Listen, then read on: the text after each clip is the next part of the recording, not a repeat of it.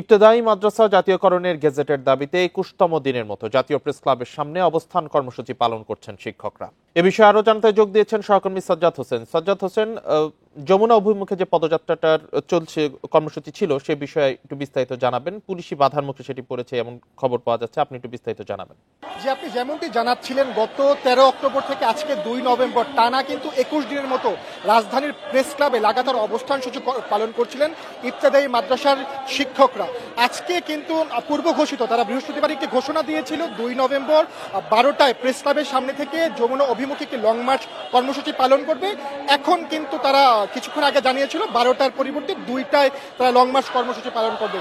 তারা যখন আজকে প্রেস ক্লাবের সামনে থেকে দুপুর ২টায় যমুনা অভিমুখে রওনা হয়, ঠিক তখন কিন্তু প্রেস ক্লাব মোড়ে তাদের আইন শৃঙ্খলা বাহিনীর পক্ষ থেকে পুলিশ বাহিনীর সদস্যরা ঠিক প্রেস ক্লাবের মোড়ে কিন্তু তাদের গতিরোধ করে দেয় ব্যারিকেড দিয়ে।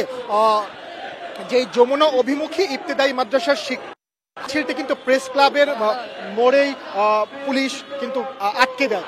এখানে কিন্তু আইন শৃঙ্খলা বাহিনীর পক্ষ থেকে পুলিশ বাহিনীর বেশ কিছু সদস্য মোতায়েন আছে এবং কোনো ধরনের অনাকাঙ্ক্ষিত পরিস্থিতি যাতে সৃষ্টি না হয় এজন্য কিন্তু পুলিশ বাহিনী একদম কঠোর অবস্থানে প্রস্তুত আছে। আমরা দেখেছি যে পুলিশ বাহিনীর যে ব্যারিকেড তার পেছনে একটি জলকামান প্রস্তুত রাখা হয়েছে। ঠিক যখন শিক্ষকদের মিছিলটি পুলিশের বাধা অতিক্রম করে যমুনা অভিমুখে রওনা হবেন, ঠিক তখন কিন্তু নিক্ষেপ করবে এবং একটি কঠোর অবস্থানে যাবে পুলিশ।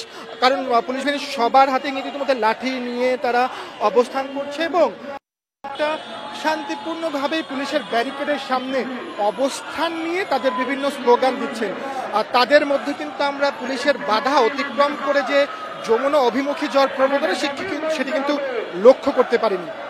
একটি বিষয় জানিয়ে রাখি, কিন্তু মাদ্রাসার শিক্ষক এবং শিক্ষিকা সবাই উপস্থিত আছেন, যার ফলে এখানে কিন্তু পুলিশ এবং নারী পুলিশ বাহিনীর পক্ষ থেকে নারী পুলিশ এবং যারা পুরুষ আছেন তারা সবাই কিন্তু মোতায়েন আছেন যাতে করে কোনো ধরনের অনাকাঙ্ক্ষিত পরিস্থিতি সৃষ্টি না হয়। এর আগেই ডিএমপি থেকে কিন্তু ঘোষণা দেওয়া হয় যে প্রধান উপদেষ্টার বাসভবন এবং হাইকোর্ট প্রাঙ্গণের আশেপাশের এলাকাতে কিন্তু সকল ধরনের সভা সমাবেশ এবং মিছিল নিষিদ্ধ করা হয়। সের প্রেক্ষিতে যখন আজকে শিক্ষকদের পূর্ব ঘোষিত লং মার্চ কর্মসূচিটি দুপুর ২টা থেকে তারা বের হয়ে যমুনা অভিমুখী রওনা হয়, ঠিক তখনই প্রেস ক্লাবের মোড়ে কিন্তু তাদের গতিরোধ করে দেওয়া হয়। গত ১৩ অক্টোবর থেকে সাজ্জাদ, এর আগের বার আমরা দেখেছিলাম সচিবালয়ের দিকে যাওয়ার সময় পুলিশের সাথে সংঘর্ষের একটি ঘটনা ঘটেছে।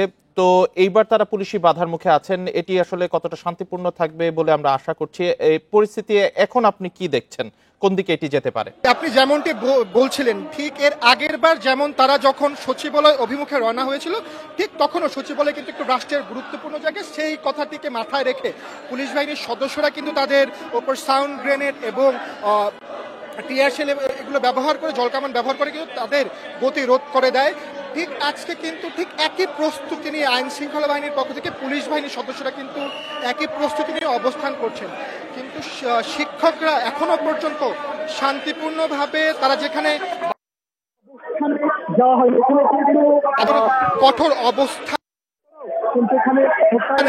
উচ্চ পর্যায়ের কর্মকর্তারাও কিন্তু এখানে মোতায়েন আছেন। তারা শিক্ষকদের যে মিছিলটি লং মার্চ যমুনা অভিমুখী যে লং মার্চ কর্মসূচি সেটি কিন্তু এই প্রেস ক্লাব মোড়েই গতিরোধ করেছে। এবং আমরা যদি একটু দেখানোর চেষ্টা করি, কয়েকজন শিক্ষক কিন্তু পুলিশের ব্যারিকেডের সামনে দাঁড়িয়ে থাকলেও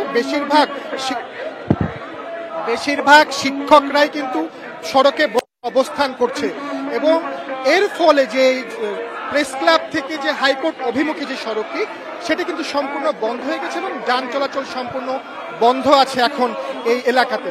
আর শিক্ষকদের পেছনে আমরা দেখতে পাচ্ছি বাস এবং অন্যান্য যানের সারি কিন্তু একটা থেমে আছে এবং এই সম্পূর্ণ এলাকার যান চলাচল বন্ধ।